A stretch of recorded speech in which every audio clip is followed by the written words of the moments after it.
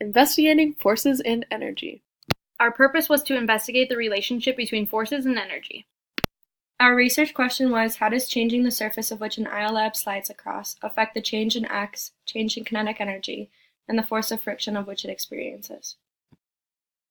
To model our experiment, we used free body diagrams. These diagrams allow us to concisely represent which surfaces provide the most or least friction by changing the length of the arrows. As you will see in the models represented by the arrows pointing to the left and right, the tile provided the least amount of friction and the sand provided the most friction. As you can see from our free body diagrams, force normal is equal to force of gravity. The F net in the parallel direction is not equal to 0, which affects the change in X for which the IOLAB moves. Force of friction for the tile is the least resistive, force of friction for the carpet is moderate, and the force of friction for sand has the most resistive force. In our system schema, we decided to include the IOLAB, earth, and the varying surfaces. The three surfaces which we investigated were tile, carpet, and sand. In our energy conservation pie charts, we decided not to include gravity since gravity is consistent throughout each trial. Also, all pie charts are the same size, and it starts from with the most kinetic energy and moves to having internal energy at the end because velocity final is 0. Using the underside of a 90.9 centimeter whiteboard, we created a ramp against a wall with a height of 30 centimeters. We used a ramp to exert an initial constant force on the IOLAB.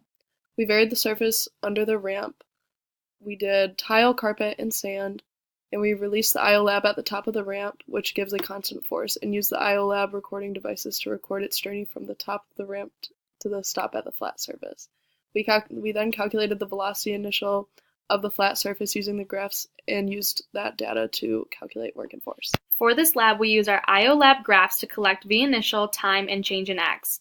Then we use the equation work equals change in kinetic energy to solve for kinetic energy, and then we set that equal to F change in X to solve for our force of friction. Here are the position and velocity graphs for carpet, the position and velocity graphs for tile, and lastly, the position and velocity graphs for sand. We collected this data using the graphs outputted by the IOLAB.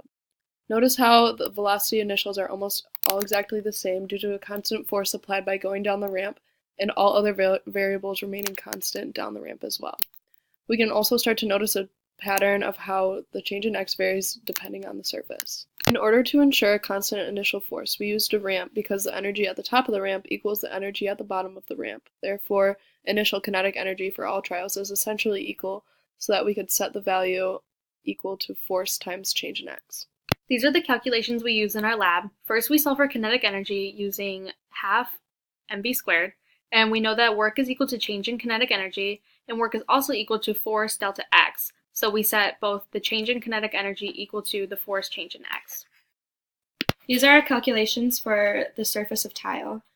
The knowns were found using the graphs from the IOLAB, and we used the kinematics equations velocity final equals velocity initial plus AT to solve for acceleration, and change in X equals 1/2 AT squared plus velocity initial T to solve for change in X. We then set work equal to the change in kinetic energy, which equals force over the change in X, and solved for force of friction on that surface. We repeated these same calculations for both sand and carpet after. Here are the force of friction for tile, carpet, and sand. The force of friction values were graphed, and notice that the force of friction of carpet is greater than the tile, and the force of friction of sand is greater than the friction of carpet.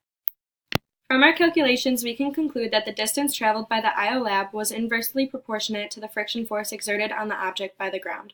The more resistive the material that the IOLAB glided across, the lesser the distance traveled.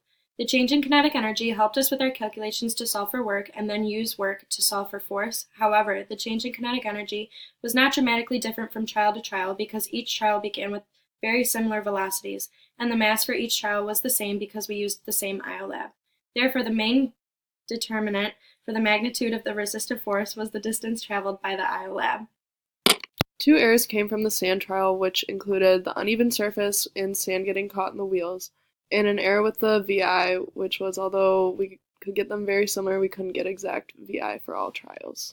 In our initial setup, the height of the ramp was 40 centimeters, but due to bouncing of the IOLAB, which caused different initial velocities, we had to change it to 30 centimeters.